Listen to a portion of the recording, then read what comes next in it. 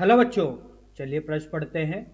दो प्रकाश पुंज जिनकी तीव्रताएं क्रमशः आई तथा 4 आई है, व्यतिकरण प्रतिरूप उत्पन्न करती है यदि इनमें बिंदु ए पर π/2 तथा बिंदु बी पर 2π का कालांतर है तो ए तथा बी की परिणामी तीव्रता में अंतर होगा।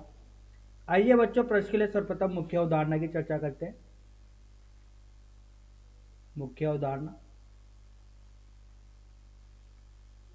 तो देखिए बच्चों, व्यतिकरण पर आधारित प्रश्न समझते हैं बच्चों। देखिए बच्चों, दो तरंगे इस बिंदु पर आई बच्चों, यहां पर टकराई। एक दूसरी तरंग बच्चों वो आई और इस बिंदु पर टकराई। ये बिंदु का नाम देते हैं बच्चों ए। तो देखिए बच्चों, जब भी दो तरंगे जिनकी आवृत्ति समान होती है और ये समान दिशा में चलकर बच्चों जब ये किसी बिंदु पर टकराती है तो टकराने के बाद जो घटना उत्पन्न होती है बच्चों उसी को अपन व्यतिकरण बोलते हैं। इस स्थिति में बच्चों अगर बात की जाए तो किसी एक समय पर तीव्रता अधिकतम होगी और किसी एक समय पर तीव्रता न्यूनतम होगी।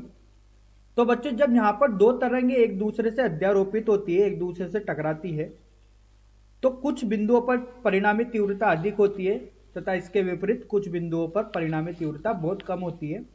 तो इस घटना को बच्चों व्यतिकरण कहते हैं। और जहां पर तीव्रता अधिकतम होती है बच्चों उसको संपोषी व्यतिकरण कहते हैं, और जब तीव्रता न्यूनतम होती है उसको बच्चों विनाशी व्यतिकरण कहते हैं। इसके लिए बच्चों अगर व्यतिकरण का व्यंजक देखें तो व्यतिकरण का व्यंजक मिलता है बच्चों, व्यतिकरण का व्यंजक जो मिलता है वो मिलता है परिणामी तीव्रता के लिए I बराबर I1 धन I2 धन 2 वर्गमूल I1 I2 कोस फाई। बच्चों फाई यहां पर दोनों तरंगों के बीच का कालांतर होता है बच्चों। तो आइए बच्चों, इस मुख्य उदाहरण के आधार पर प्रश्न को हल करते हैं। देखिए बच्चों, बोला गया है कि दो प्रकाशपुंज जिनकी तीव्रता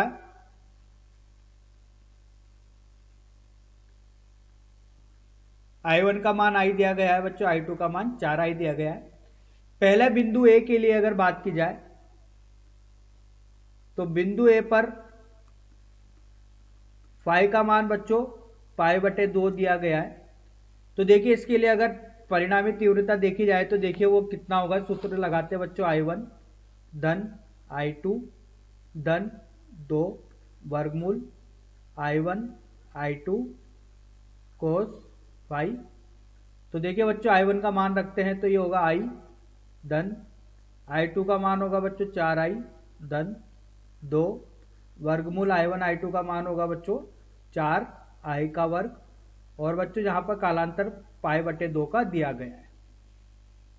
तो देखिए बच्चों, कोस π/2 का मान 0 होता है तो परिणामी तीव्रता बिंदु ए के लिए जो दी जाएगी ये तो 0 हो जाएगा बच्चों। यहां पर आएगा बच्चों 5I के बराबर। अब बच्चों बिंदु बी के लिए बात की जाए तो बिंदु बी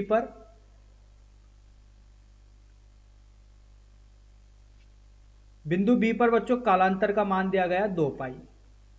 सबसे पहले बच्चों कोस n के लिए बात कर लेते हैं। इसका मान क्या होगा, ये होता है बच्चों ऋणात्मक 1 की घात n के बराबर होता है। तो बच्चों जो तीव्रता का सूत्र दिया जाता है वो दिया जाता है I1 धन I2 धन 2 वर्गमूल I1 I2 कोस फाई। तो देखिए बच्चों यहां से 2π कोस 2π का मान दिया जाए कोस 2π, तो ये होगा बच्चों ऋणात्मक 1 का वर्ग। इसका मतलब ये हो गया 1। तो आइए बच्चों मान रखते हैं तो ये होगा I धन 4I धन 2 वर्गमूल 4I का वर्ग और ये गुणा 1 हो जाएगा बच्चों। कोस 2π का मान 1 के बराबर आया। तो देखिए बच्चों यहां से इसको हल करने पर मिलता है ये 5I धन ये होगा 2 गुणा 2I, तो ये आ गया बच्चों 9I के। अब बच्चों इसको बिंदु ए के लिए बोलते हैं परिणामी तीव्रता और इसको बिंदु बी के लिए परिणामी तीव्रता बोलते हैं। प्रश्न में पूछा गया है बच्चों ए व बी की परिणामी तीव्रता में अंतर होगा। तो देखिए जो आई परिणामी निकालना है वो निकालेंगे, तो बच्चों आई बी ऋण आई ए होगा बच्चों। ए और बी की परिणामी तीव्रता में अंतर निकालना है। तो देखिए ये होगा 9i ऋण 5i, तो ये होगा बच्चों 4i के बराबर। तो यही अपने प्रश्न का उत्तर है बच्चों। ए और बी की परिणामी तीव्रता का अंतर निकालना था, वो 4i के बराबर आया। आशा करता हूं बच्चों आपको यह समझ में आया होगा। धन्यवाद।